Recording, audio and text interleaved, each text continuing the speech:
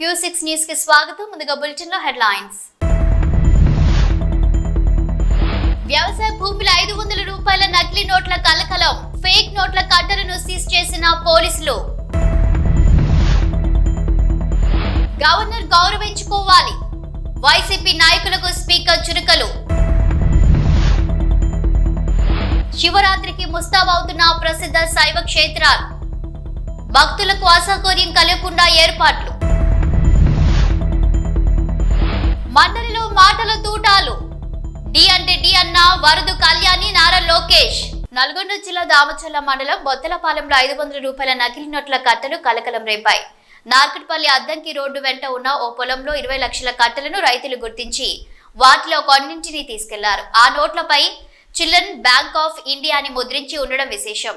స్థానిక సే వీరబాబు ఘటనా స్థలికి చేరుకుని మిగతా నోట్ల కట్టలను సీజ్ చేశారు. వీటిని ముద్రించిన వారిని అదుపులోకి తీసుకున్నట్లు తెలుస్తోంది.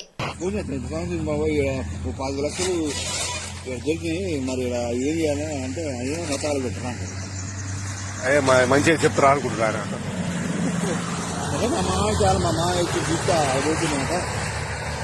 పట్టుకొని కూడా లేదా దొంగనోట్లు అయ్యి గాంధీ బొమ్మ ఉందల్లా మీరు చెప్పరు దొంగరు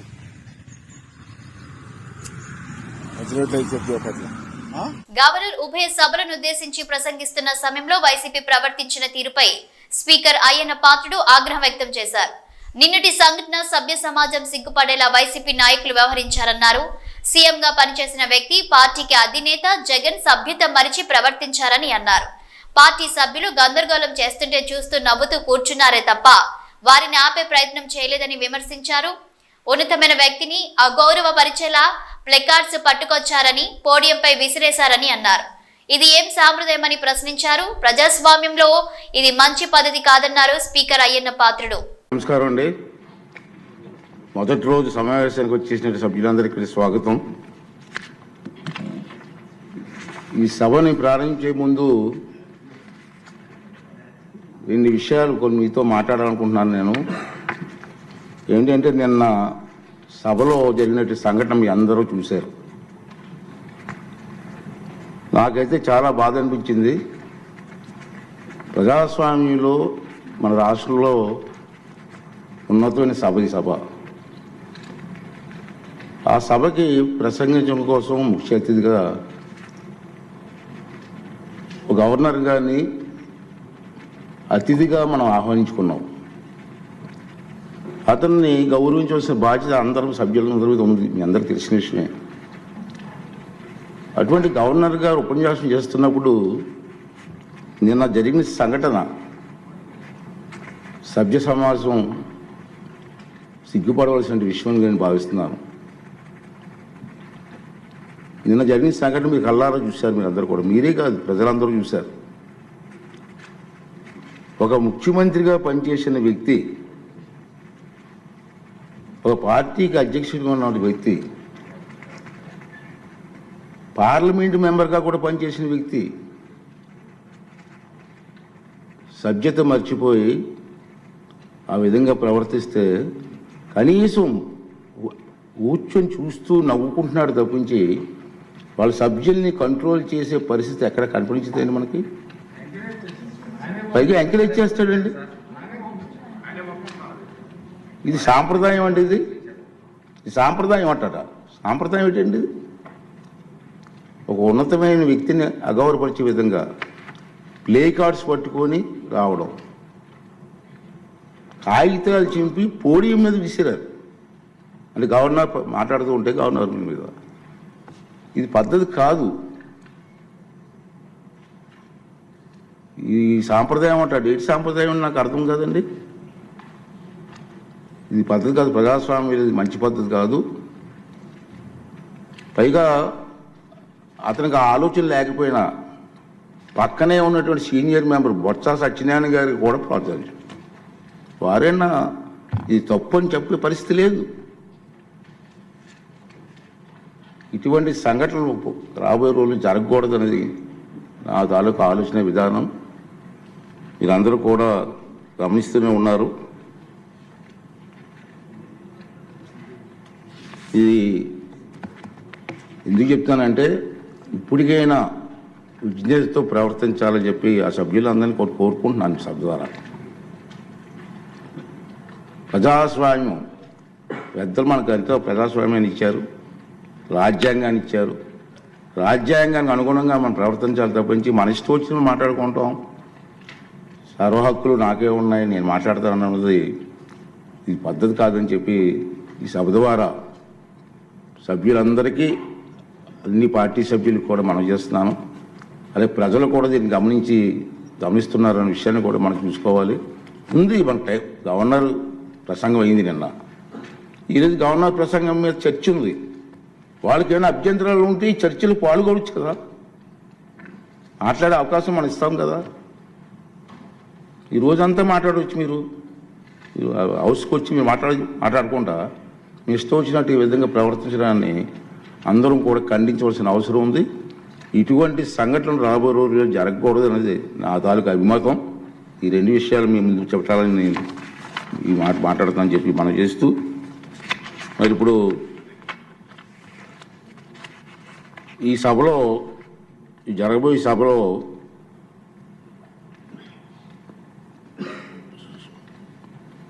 ప్యానల్ సభ్యులుగా మండల్ బుద్ధప్రసాద్ గారు, వరదరాజుల రెడ్డి గారు, జ్యోతుల్ నెహ్రూ గారు, కోళ్ళ లలిత్ కుమార్ గారు, దాసరి సుధ గారు, విష్ణు కుమార్ రాజు గారు వీరిని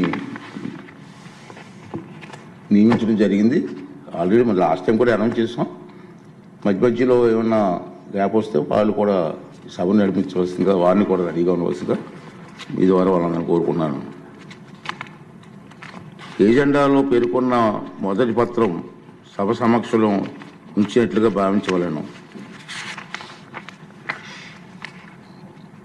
ఉభయ సభలో సభ్యులను ఉద్దేశించి 24 ఫిబ్రవరి 25 గవర్నర్ గారు చేసిన ప్రసంగాన్ని ప్రతిని సెక్రటరీ జనరల్ సభ సమక్షంలో ఉంచుతారు.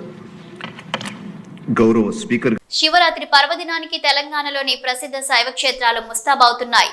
ఉత్తర తెలంగాణలో ప్రసిద్ధి చెందిన సిద్దిపేట జిల్లా హుస్నాబాద్ మండలం పొట్లపల్లిలోని శ్రీ స్వయంభూ రాజరాజేశ్వర స్వామి దేవాలయం శివరాత్రి పర్వదినానికి ముస్తాబైంది.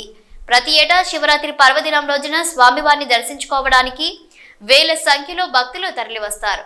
ప్రత్యేక అభిషేకాలు, పూజా కార్యక్రమాలు నిర్వహిస్తారు. ఈసారి భక్తుల సౌకర్యార్థం ఆలయ ప్రాంగణంలో చలువ పందిళ్లు, మంచినీటి సౌకర్యం, క్యూ లైన్లు, వైద్య రవాణా సౌకర్యాలు ఏర్పాటు చేశారు. వాగర్థావివ సంవృత్తౌ వాగర్థ ప్రతిపత్తయే వేద పితరౌ వందే పార్వతీ పరమేశ్వరు. ఒక చెంబెడు నీళ్లు పోయగానే మనకు వరాలిచ్చేటువంటి దేవుడు పరమేశ్వరుడు. అటువంటి పరమేశ్వరుడు శ్రీ స్వయంభూ రాజేశ్వర స్వామిగా పొట్లపల్లి గ్రామం, హుస్నాబాద్ మండలం, జిల్లా సిద్దిపేట యందు 1996వ సంవత్సరం లోపల శ్రావణ మాస శివరాత్రి రోజున భూమిలో నుండి వెలువడడం జరిగింది. ఈ స్వామివారికి ప్రత్యేకత ఏమిటంటే బ్రహ్మసూత్రం కలిగి ఉండడం.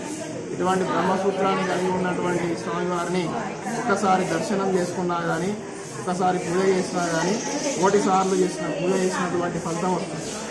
ఈ స్వామివారు గ్రామం లోపల చిరువేరు పోచయ్య అనేటువంటి ఒక కుమ్మరి వారి ఇంటి పునాదుల లోపల భూగర్భం నుండి వెలువడడం జరిగింది.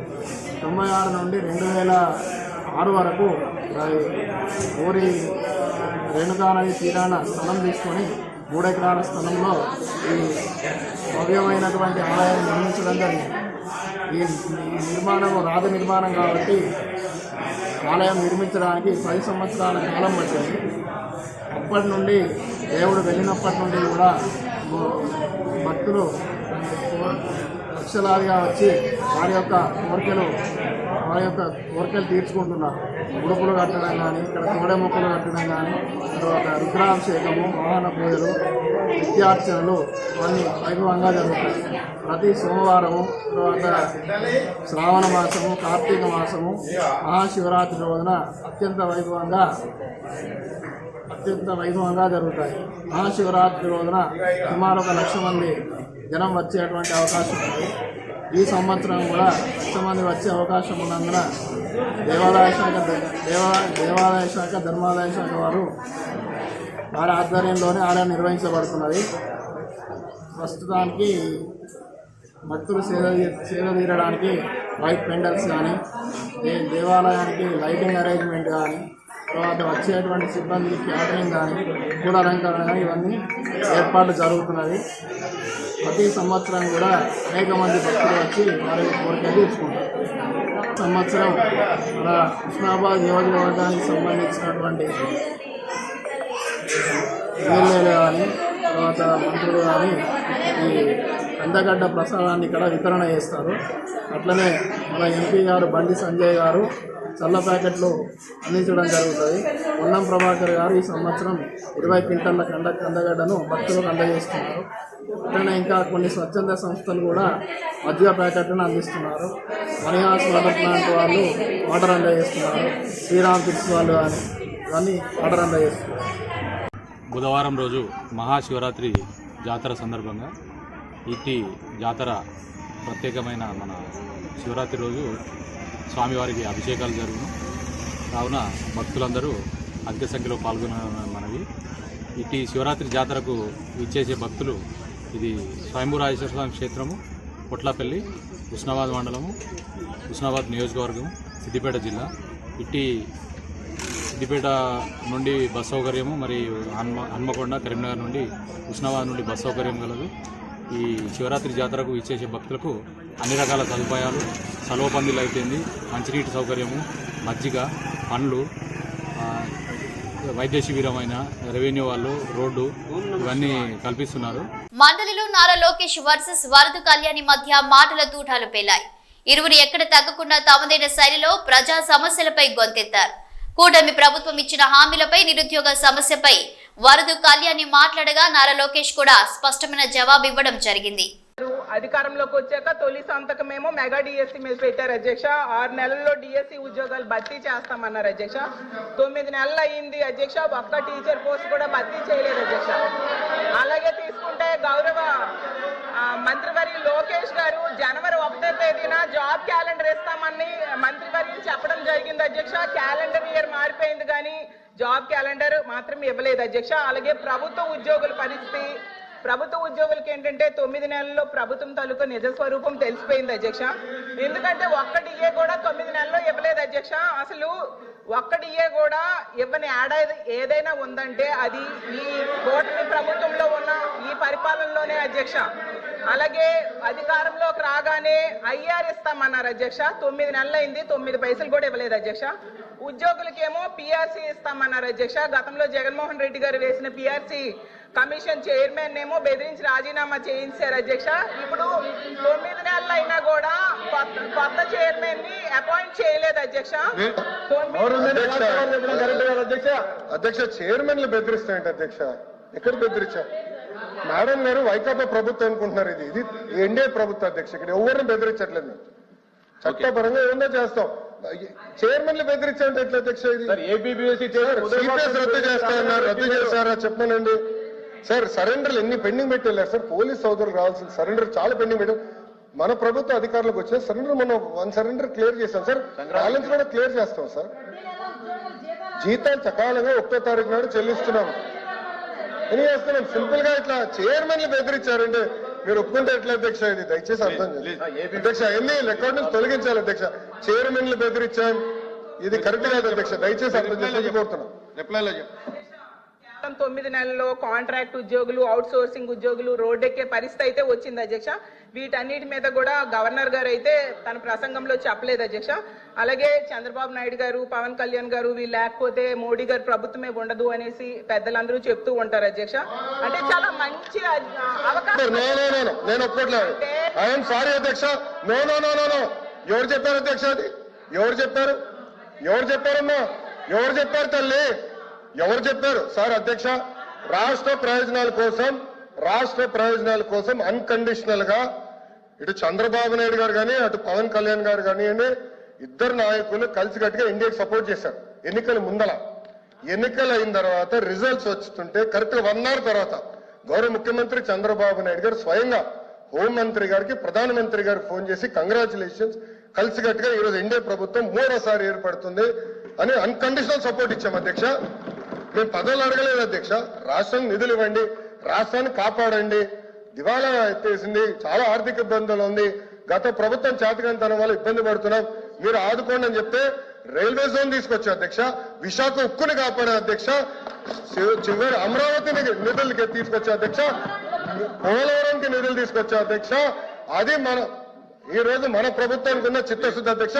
మేము ఎక్కడ చెప్పలేదు అధ్యక్ష, దయచేసి మేడం గారు విత్డ్రా దట్ పాయింట్. మేము ఒప్పుకోవట్లేదు అధ్యక్ష. అది మటుకు ఏదో మేము సపోర్ట్ చేయకపోతే మేము ఎక్కడో చెప్పినట్లు ఇది సత్యదూరం అధ్యక్ష. మేడం గారు విత్డ్రా దట్ పాయింట్ అధ్యక్ష. ఇది చాలా సీరియస్ గా మేము తీసుకుంటాం అధ్యక్ష. అందరూ అంగీకరించాల్సిన నిజం, మన రాష్ట్రంలో ఉన్న ఎంపీల మీద కేంద్ర ప్రభుత్వం ఆధారపడి ఉంది అనేది నిజం కదండి అధ్యక్ష. సో ఇది చాలా మంచి అవకాశం అని చెప్తున్నారు అధ్యక్ష. అధ్యక్ష చూడండి అధ్యక్ష, మాట మార్చుతారు. స్టేట్మెంట్ ఏంటి, మనోడే రాస్తున్నారు, స్టెనో ఉన్నారు, స్టేట్మెంట్ ఏంటి అధ్యక్ష? నేను అది రికార్డ్ నుంచి తొలగించాలి అధ్యక్ష. అది సీరియస్ అలిగేషన్. సీరియస్ అలిగేషన్ చేశారు మేడం గారు, మా పైన ఆరోపణలు చేస్తున్నారు. నేను ఎక్కడో స్టేట్మెంట్ ఇచ్చినట్టు మాట్లాడినట్టు ఉంది, లేదా తెలుగుదేశం పార్టీ సభ్యులు ఏదో స్టేట్మెంట్ ఇచ్చినట్టు మాట్లాడారు. కరెక్ట్ కాదు అధ్యక్ష. నో మేడం గారు విత్డ్రా దట్ అధ్యక్ష. చాలా స్పష్టంగా అధ్యక్ష, మేడం గారు ఏమన్నారంటే మేము ఎక్కడో స్టేట్మెంట్ ఇచ్చినట్టు, మా పైన కేంద్ర ప్రభుత్వం ఆధారపడి ఉంది అని వక్రీకరిస్తూ మేడం గారు స్టేట్మెంట్ ఇచ్చారు అధ్యక్ష. నేను మళ్ళీ చెప్తున్నా, అన్కండిషనల్ సపోర్ట్ చేశాం, రాష్ట్ర ప్రయోజనాల కోసం చేశాం. గత 9 నెలలు పూర్తి చేయలేదు సార్. మీరేమన్నారు అధ్యక్ష? ఒక్క నిమిషం, మీ నాయకులు ఏమన్నారు అధ్యక్ష? పులివెందుల ఎమ్మెల్యే ఏమన్నారు? గతంలో మెడలో ఉంచి ప్రత్యేక హోదా తెస్తాన్నారు. ఏమైంది? ఒక్క నిమిషం సార్, మేము 2024 ఎన్నికల్లో ఏం చెప్పాం? డబుల్ ఇంజిన్ సర్కార్ అని చెప్పాం.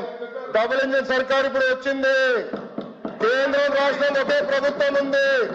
రైల్వే జోన్ ఎవరు కాపాడారా? నేను కాపాడాను. విశాఖకు మీరు పెద్ద పెద్ద మాటలు మాట్లాడుతున్నారు. 13,000 కోట్లు చంద్రబాబు గారు పైన నాయకత్వం మేము తీసుకొచ్చాం అధ్యక్ష. 13,000 కోట్లు తీసుకొచ్చాం. గొడ్డు చాకరీ చేయించుకున్న 600 మాత్రమే కూలీ మాత్రమే ఇస్తున్నారు అంటూ ఎస్ఎల్బీసీ కార్మికులు ఆవేదన వ్యక్తం చేశారు. రోజుకి 10 గంటలు గొడ్డు చాకరీ చేయించుకుని కేవలం 600 కూలీ చెల్లిస్తున్నారంటూ వాపోయారు. ప్రమాదం ఉందని తెలిసినా మళ్లీ మట్టి తొలగించడానికి రమ్మని పిలుస్తున్నారని, మేము లోపలికి వెళ్లాక మళ్లీ టన్నెల్ కూలితే మా పరిస్థితి ఏంటి అని ప్రశ్నిస్తున్నారు. 3 నెలలుగా కూలీ ఇవ్వట్లేదు, అడిగితే ఇష్టం ఉంటే చెయ్యండి లేకపోతే మానేయండి అంటున్నారని వాపోతున్నారు ఎస్ఎల్బీసీ కార్మికులు. రాష్ట్ర ప్రయోజనాల కోసం ఎన్నికల ముందే ఎన్డీఏకు మద్దతు తెలిపాం. మేం పదవులు ఏమీ కోరలేదు, రాష్ట్రానికి నిధులు ఇవ్వాలని అడిగాం. మాపైనే కేంద్ర ప్రభుత్వం ఆధారపడినట్లు మేం చెప్పినట్లు వక్రీకరిస్తున్నారు. టీడీపీ జనసేన 2 కలిసి ఎన్డీఏకు మద్దతు తెలిపాయి. రైల్వే జోన్ తెచ్చాం, విశాఖ ఉక్కుని కాపాడాం, అమరావతి పోలవరానికి కేంద్రం నుంచి నిధులు తీసుకొచ్చాం.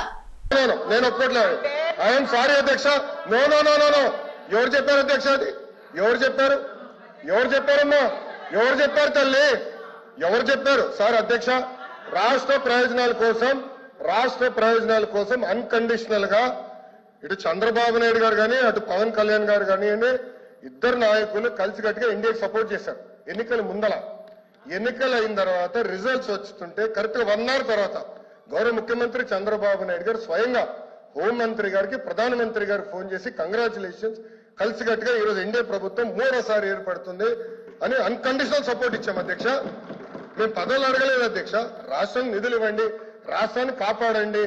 దివాలా ఎత్తేసింది, చాలా ఆర్థిక ఇబ్బందులు ఉంది, గత ప్రభుత్వం చేతకంతనం వల్ల ఇబ్బంది పడుతున్నాం, మీరు ఆదుకోండి అని చెప్తే రైల్వే జోన్ తీసుకొచ్చా అధ్యక్ష, విశాఖ ఉక్కుని కాపాడే అధ్యక్ష, చివరి అమరావతిని నిధులకి తీసుకొచ్చా అధ్యక్ష, పోలవరంకి నిధులు తీసుకొచ్చా అధ్యక్ష. అది ఈ రోజు మన ప్రభుత్వానికి ఉన్న చిత్తశుద్ధి అధ్యక్ష. మేము ఎక్కడ చెప్పలేదు అధ్యక్ష. దయచేసి మేడం గారు విత్డ్రా దట్ పాయింట్. మేము ఒప్పుకోవట్లేదు అధ్యక్ష. అది మటుకు ఏదో మేము సపోర్ట్ చేయకపోతే మేము ఎక్కడో చెప్పినట్లు ఇది సత్యదూరం అధ్యక్ష. రోడ్డు పక్క హోటల్లో టిఫిన్ చేసిన పీసీసీ చీఫ్ మంత్రి పొన్నం ప్రభాకర్లు పట్టభద్రుల ఎమ్మెల్సీ ఎన్నికల ప్రచారంలో భాగంగా సిద్దిపేట నుండి కరీంనగర్ వెళ్తుండగా శనిగారం వద్ద రోడ్ సైడ్ హోటల్ వద్ద ఆగి టిఫిన్ చేస్తూ కార్యకర్తలతో పీసీసీ చీఫ్ మహేష్ కుమార్ గౌడ్, మంత్రి పొన్నం ప్రభాకర్లు ముచ్చటించారు. ఎమ్మెల్సీ ఎన్నికల్లో ఎవరికి ఓటేస్తారని అడిగి తెలుసుకున్నారు. హోటల్లో ఉన్న వారందరితో మంత్రి పేరు పేరున అడిగి ముచ్చటించారు.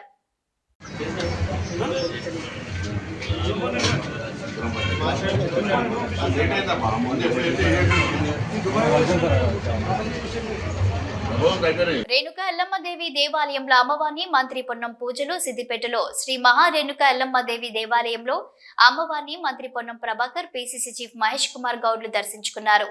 అనంతరం సిద్దిపేట హనుమాన్ నగర్ లో రావి చెట్టు హనుమాన్ ఆలయంలో స్వామివారిని దర్శించుకుని ప్రత్యేక పూజలు చేశారు. ఈ కార్యక్రమంలో రాష్ట్ర dairy development corporation chairman Gutha Amit Reddy, DCC అధ్యక్షులు తుమ్కుంట నర్సారెడ్డి, పూజల హరికృష్ణ, చెరకు శ్రీనివాస్ రెడ్డి, ఇతర ముఖ్య నేతలు పాల్గొన్నారు.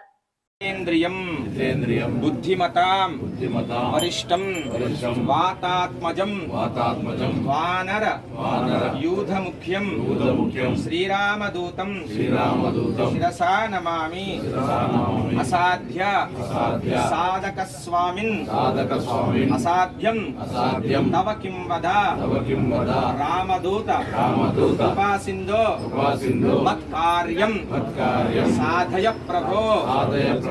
ఓం ఆంజనేయాయ నమః, ఓం మహావీరాయ నమః, ఓం నమతే నమః, ఓం శ్రీరాంపూర్ మండల కేంద్రంలోని కునారం, పెద్దరాతుపల్లి, వెన్నంపల్లి, పెగడపల్లి గ్రామాల్లో ఈ నెల 27వ తారీఖున జరగబోయే పట్టభద్రుల ఎమ్మెల్సీ భాగంగా శ్రీరాంపూర్ మాజీ ఎంపీపీ గోపగాని సారయ్య, మండల పార్టీ అధ్యక్షులు గాజునవేన సదయ్య, మాజీ జడ్పీటీసీ లంక సదయ్య ఆధ్వర్యంలో విస్తృత ప్రచారం చేశారు. నరేందర్ రెడ్డికి మొదటి ప్రాధాన్యత ఓటు వేసి అత్యధిక మెజారిటీతో గెలిపించాలని కోరారు. ఈ కార్యక్రమంలో మాజీ సర్పంచ్ డొంకన మొగిలి, పానస మల్లయ్య, ఓరుగంటి కొమరయ్య, మాజీ ఎంపీటీసీ సాధనవేన కొమరయ్య, గోపగోని మల్లేష్, పోల్సాని సునీల్ రావు పాల్గొన్నారు. కాంగ్రెస్ పార్టీ జిందాబాద్. పట్టభద్రుల ఐక్యత, పట్టభద్రుల ఐక్యత, పట్టభద్రుల ఐక్యత. ప్రభుత్వానికి పట్టభద్రులకు వారధిగా ఉండేటువంటి నరేందర్ రెడ్డి గారిని, ప్రభుత్వానికి పట్టభద్రులకు వారధిగా ఉండేటువంటి నరేందర్ రెడ్డి గారిని. జై కాంగ్రెస్, జై కాంగ్రెస్, జై కాంగ్రెస్, జై కాంగ్రెస్.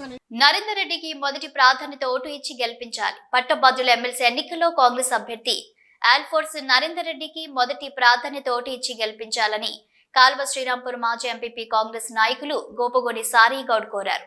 పెద్దపల్లి జిల్లా కాల్వ శ్రీరాంపూర్ మండలంలోని పెగడపల్లి గ్రామంలోని సన్షైన్ పాఠశాల సరస్వతి విద్యాలయంతో పాటు గ్రామంలో పట్టభద్రుల ఎమ్మెల్సీ ఎన్నికల్లో కాంగ్రెస్ అభ్యర్థి ఆల్ఫోర్స్ నరేందర్ రెడ్డికి మద్దతుగా మాజీ ఎంపీపీ కాంగ్రెస్ నాయకులు గోపగోని సారయ్య గౌడ్ పట్టభద్రులను కలిసి కాంగ్రెస్ అభ్యర్థి ఆల్ఫోర్స్ నరేందర్ రెడ్డికి మొదటి ప్రాధాన్యత ఓటు ఇచ్చి గెలిపించాలని వారు కోరారు. ఈ సందర్భంగా మాజీ ఎంపీపీ మాజీ గోపగోని సారయ్య గౌడ్ మాట్లాడుతూ ఈ నెల 27న జరిగే పట్టభద్రుల ఎమ్మెల్సీ ఎన్నికల్లో ముఖ్యమంత్రి రేవంత్ రెడ్డి, కాంగ్రెస్ పార్టీ అధిష్టానం పార్టీ బలపరిచిన అభ్యర్థి ఆల్ఫోర్స్ నరేందర్ రెడ్డికి మొదటి ప్రాధాన్యత ఓటు వేసి గెలిపించాలని వారు కోరారు. కాంగ్రెస్ ప్రభుత్వం వచ్చిన సంవత్సరంన్నర కాలంలోనే 54,000 ఉద్యోగాలు ఇచ్చిన ఘనత కాంగ్రెస్ ప్రభుత్వానికి దక్కుతుందన్నారు.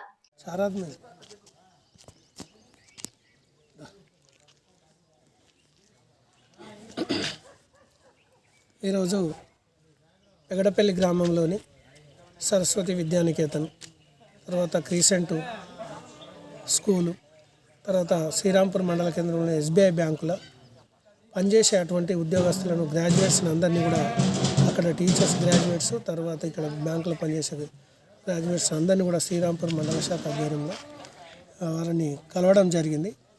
వారు కూడా చాలా వరకు సానుకూలంగా స్పందించి ప్రభుత్వంలో పనిచేసే అటువంటి ప్రభుత్వము తెలంగాణలో కాంగ్రెస్ ప్రభుత్వం అధికారంలో ఉన్నది కాబట్టి ప్రభుత్వం బలపరిచినటువంటి వ్యక్తి, కాంగ్రెస్ పార్టీ బలపరిచినటువంటి వ్యక్తి పెద్దలు ముఖ్యమంత్రి రేవంత్ రెడ్డి గారు, పిసిసి అధ్యక్షుడు మహేష్ కుమార్ గౌడ్ గారు, మరి ఇక్కడ ఉన్నటువంటి స్థానిక మంత్రివర్యులు శ్రీధర్ బాబు గారు కానీ, మా పెద్దపల్లి ఎమ్మెల్యే గారు సమిష్టి కృషితోటి ఈనాడు పెద్దపల్లి నియోజకవర్గంలో అన్ని గ్రామాలలో కూడా, తర్వాత మండల కేంద్రాలలో కానీ, అన్ని ప్రభుత్వ ఆఫీసులలో కానీ, తర్వాత ప్రైవేట్ స్కూళ్ళల్లో కూడా మేము కలవడం జరుగుతూ ఉంది.